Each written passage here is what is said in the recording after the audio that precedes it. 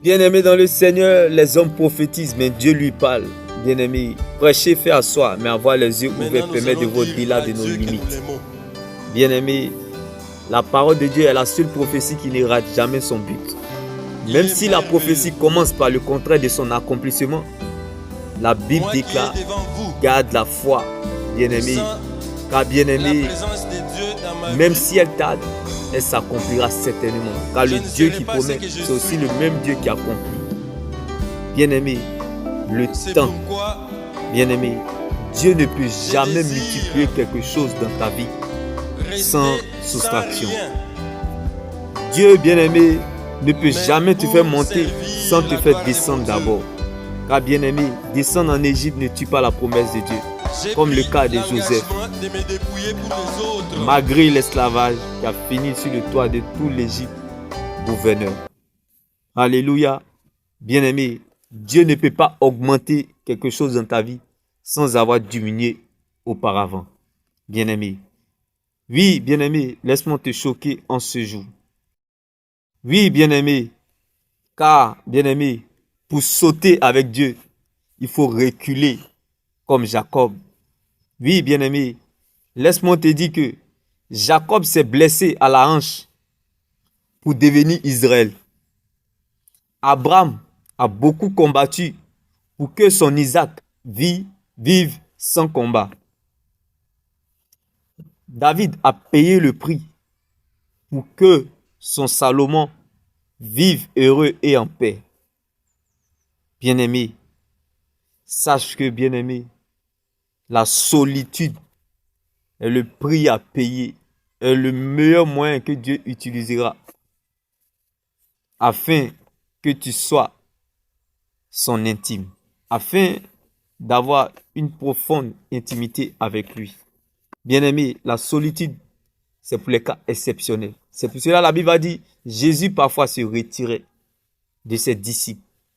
Bien-aimé, la solitude, c'est pour les mystérieux. Bien-aimé, voyez-vous, même les grandes personnalités, les présidents de la République, ils ne sont jamais tout le temps dans la foule. Ils sont isolés. Bien-aimé, si tu vis l'isolement, sache que les moments les plus précieux de notre existence sur la terre, c'est lorsque nous sommes seuls avec Dieu. Les moments les plus précieux de notre existence sur la terre, c'est lorsque nous sommes seuls avec Dieu. Vaut mieux vivre, grandir. Vaut mieux grandir en secret avec Dieu que devant la foule. Alors bien-aimé, sache que le temps de Dieu n'est pas très long, mais il est très bon. Le temps guérit, le temps révèle notre nature, le temps révèle notre vrai visage, le temps révèle notre vraie valeur. Le temps, bien-aimé, modifie. Le temps, bien-aimé, nous apporte les connexions dont nous avons besoin. Le temps, bien-aimé, nous permet de faire sortir d'autres personnes dans notre vie et de faire rentrer d'autres personnes dans notre vie. Le temps permet à ce que nous mettons en fait des gens à l'échauffement dans notre vie ou nous faisons sortir des gens dans notre vie. Bien-aimé, le temps, bien-aimé, guérit. Et le temps apporte à la raison ce qui est inaccessible. Le temps, bien-aimé, ouvre, bien-aimé, notre entendement spirituel.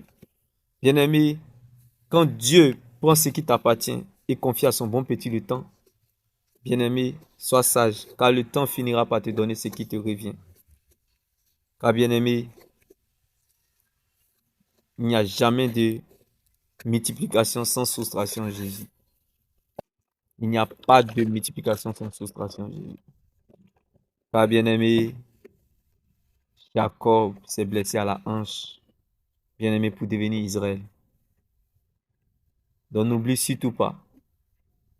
Peut-être en ce moment, tu es à l'étape Jacob. Mais sache que pendant que Jacob était dans son malheur, il ne savait pas qu'il deviendrait Israël. Donc c'est encore possible, bien-aimé. Abraham, A-B-R-A-M, s'est séparé de son neveu Lot pour devenir Abraham. H-A-B-R-A-M.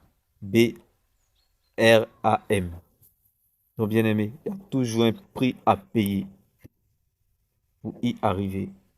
Donc, bien-aimé, ma prière est que tu payes le prix aujourd'hui pour ton demain. Que tu acceptes ton présent comme Jacob, afin que ton futur soit meilleur comme Israël. Car Jacob n'a pas fini Jacob, il est devenu Israël. Donc si Dieu a pris le risque, le même corps qui était Jacob, mais l'intérieur qui a changé, c'est que ce même Dieu-là, il prendra ce même risque-là pour changer ta situation. Je dis à quelqu'un, j'entends le bruit du changement. Un Jacob deviendra Israël. Une Saraï deviendra Sarah. Un Saul deviendra Paul. Un Simon deviendra Pierre. Laisse-moi t'annoncer cette bonne nouvelle en ce jour. Dis-moi bien, shalom.